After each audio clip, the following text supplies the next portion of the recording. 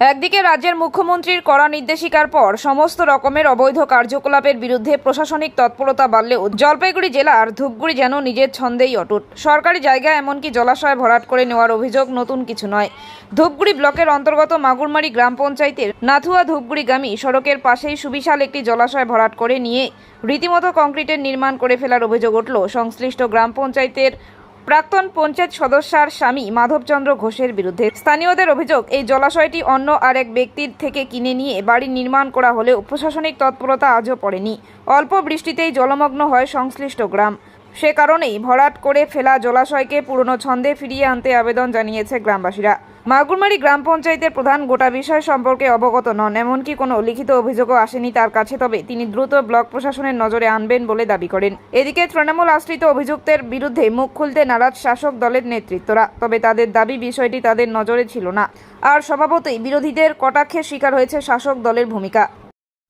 দিদি, বলছিলাম আপনার গ্রাম পঞ্চায়েতের আন্ডারে মানে প্রাক্তন পঞ্চায়েত সদস্যার যে স্বামী, তিনি একটা পুকুর ভরাট করে নিয়েছেন এবং অবৈধভাবে সেটা ভরাট করা হয়েছে। কি বলবেন এই বিষয়ে? আমি তো এই বিষয়ে আজকে প্রথম শুনলাম। তার মধ্যে আমাদের নতুন ভোট, আমি নতুন যুক্ত হয়েছি, আমি এই বিষয়ে জানি না। মানে এভাবে কি মানে একটা জলাশয় ভরাট করে নেওয়া যায়? না, এভাবে তো এটা করা যায় না। না, আপনারা তাহলে বিষয়টি খতিয়ে দেখবেন। অবশ্যই দেখব। দেখা যাচ্ছে যে মুখ্যমন্ত্রী তিনি কিন্তু একেবারে কড়া নির্দেশিকা দিয়েছেন। সেই ক্ষেত্রে জলপাইগুড়ি জেলা জুড়ে অবৈধ নির্মাণ যেমন ভাঙা হচ্ছে, পাশাপাশি অবৈধ কারবার রোখার জন্য তৎপরতা দেখা হচ্ছে। সে জায়গায় দাঁড়িয়ে আপনার গ্রাম পঞ্চায়েতেই এবং আপনারই প্রাক্তন পঞ্চায়েত সদস্য আপনার জিপির তার হাজবেন্ড এভাবে অবৈধভাবে জলাশয় ভরাট করে একেবারে মানে ছাদ বাড়ি বানিয়ে ফেলছে। বিষয়টিকে কীভাবে দেখছেন? বিষয়টিকে আমাদের রাজ্যের মুখ্যমন্ত্রী তিনি তো সঠিক নির্দেশই দিচ্ছে যেভাবে জনবিরোধী কাজকর্ম করা যাবে না। এই বিষয়ে আমিও ওই কাজটার বিরুদ্ধে অবশ্যই পদক্ষেপ নেব এবং আমাদের ঊর্ধ্বতন কর্তৃপক্ষকে অবশ্যই জানাবো। মানে আপনার কাছে কি খবর ছিল না এটার? এটা কোনো খবর ছিল না, আমি আজকেই প্রথম শুনলাম। কীভাবে পদক্ষেপ নেবেন, মানে কী করতে? পদক্ষেপ প্রথমে আমি ব্লকে জানাবো বিষয়টি, তারপর ব্লক থেকে ওরা ডিএমএ হতে জানাবে, এইভাবেই পদক্ষেপ নেব। এটা হচ্ছে কলাম ঘোষ আর এটা হলো মাধব ঘোষের। মাধব ঘোষের। মাধব। আচ্ছা, এই যে জলাশয় ভরাট করে, এটা তো একটা কী ছিল এটা? এটা পুকুর ছিল আগে। হ্যাঁ। এটা মামা বেশি জায়গাটা অনেকদিন আগে। আচ্ছা, এভাবে কি পুকুরের উপরে কি বাড়ি তৈরি করা যায়? না, এটা তো হয় না। দেখুন, জল যাওয়ার রাস্তা নেই তো। জল যাওয়ার রাস্তা নেই? কোনো রাস্তা নেই, মানে একটা নিকাশি নালা সব এখন বন্ধ হয়ে নিকাশ গেছে। বন্ধ সব। দেখেন সামনে না আছে এখানে, আচ্ছা, এটা রাস্তার পাশেই এত বড় বিল্ডিং, প্রশাসন দেখছে না এটা বিষয়ে? কিছুই দেখে না। আচ্ছা, এই যে মাধব, যার নাম আপনি বলছেন, যার বাড়িটা যে তৈরি করছে, হ্যাঁ, হ্যাঁ। ইনি মানে কোন দল করেন? এরা এরা এই রাজনীতি তো করে না, এরা এমনি। না, শোনা যাচ্ছে ওনার ওয়াইফ, মানে ওনার যে স্ত্রী ছিল সে পঞ্চায়েত সদস্য ছিল। 50 ছিল আগে। আগে ছিল। আগে ছিল মানে তবে কি শাসক দলের ছত্রছায়া আসার জন্যই কি মানে এইভাবে বিল্ডিং হচ্ছে? কেউ কিছু এরকম বলছে না? business চলে। মানে কি চাইছেন আপনারা, গ্রামবাসীরা কি চাইছেন? গ্রামবাসী যে এটা বন্ধ হোক। মানে বিল্ডিংটা না হয় পুকুরটা হ্যাঁ, থাকুক। এটা বন্ধ হলে তো জল যাওয়ার রাস্তা নেই। আপনারা এখন জলাশয় থাকুক। হ্যাঁ, এটা জলাশয়ে থাকবো। আচ্ছা, আপনার নাম? আমার নাম উজ্জ্বল মোহাম্মদ। দেখা যাচ্ছে যে একেবারে জলাশয় ভরাট করে নিয়ে কংক্রিটের নির্মাণ হয়ে গেছে, ছাদ বাড়ি হয়ে গেছে, কিন্তু যে বিষয়টা উঠে আসছে সাধারণ মানুষ মুখ খুলতে চাইছে না। কি বিষয় রয়েছে, কি এমন মানে তথ্য সেখানে রয়েছে, কার মদতে এটা হতে পারে? প্রশাসনের নজরে, প্রশাসনের নজর চলাকালীনই এত বড় কাজ হয়ে গেল। দেখুন, প্রথমেই বলতে হয় যে শাসক দলের একটা চোখ রাঙানি থাকে। আর আমরা যতদূর জানি যে প্রাক্তন পঞ্চায়েত সদস্যার স্বামী,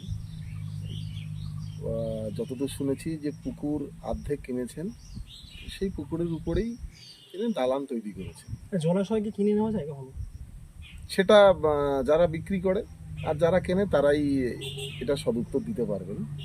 আর যিনি বিক্রি করেছেন পুকুরটি, এতদিন আমরা দেখে এসেছি সেটা ছিল শাসক দলের প্রাক্তন পঞ্চায়েত সদস্যের, আর কিনেছেন প্রাক্তন শাসক দলেরই প্রাক্তন পঞ্চায়েত সদস্য। নাম বলতে বলুন। তো আমরা যতদূর জানি যে সেই পুকুরটির মালিক তৃণমূলের প্রাক্তন সদস্য হবিবর রহমান মহাশয়ের। এটা আমরা ছোটবেলা থেকেই দেখে এসেছি। পরবর্তীতে আর এখন যে পরবর্তীতে বাড়ি যেটা নাকি করছেন সেটা হচ্ছে মাধবচন্দ্র ঘোষ মহাশয়, প্রাক্তন ওনার স্ত্রী বিগত দিনে পঞ্চায়েত সদস্য ছিলেন, ওনার স্বামী মাধবচন্দ্র ঘোষ সেখানে দালান তৈরি করেছেন। এখন সরকারি নিয়মের বেড়াজাল কি আছে না আছে সেটা সাধারণ মানুষের মধ্যে জানা আছে কিনা আমার জানা নেই, কিন্তু দুদলই শাসক ঘনিষ্ঠ, তাই হয়তো এলাকাবাসী মুখ খুলছেন না। আর যেভাবে আমরা মুখ্যমন্ত্রীর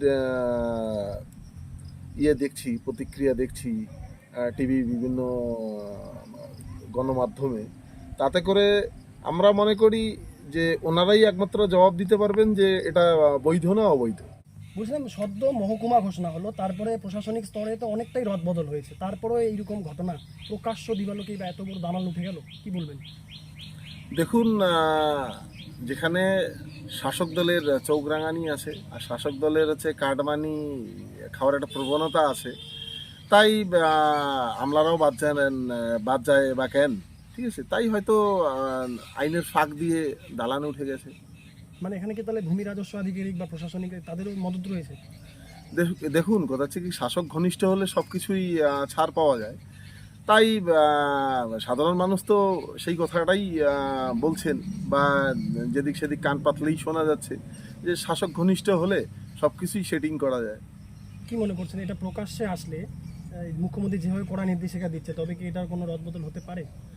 দেখুন, আইনের ঊর্ধ্বে কেউ নয়, আর এই বিষয়টি নিয়ে মাননীয় মুখ্যমন্ত্রী যেভাবে প্রতিক্রিয়া দিয়েছেন বা দিয়ে চলছেন, সেটা আমরা মনে করি যে আইনের মতনই চলুক, আর প্রশাসন বাকিটা বুঝে নিক যে কতদূর জলাশয় ভরাট করে আবাসন তৈরি করা যায় কিনা।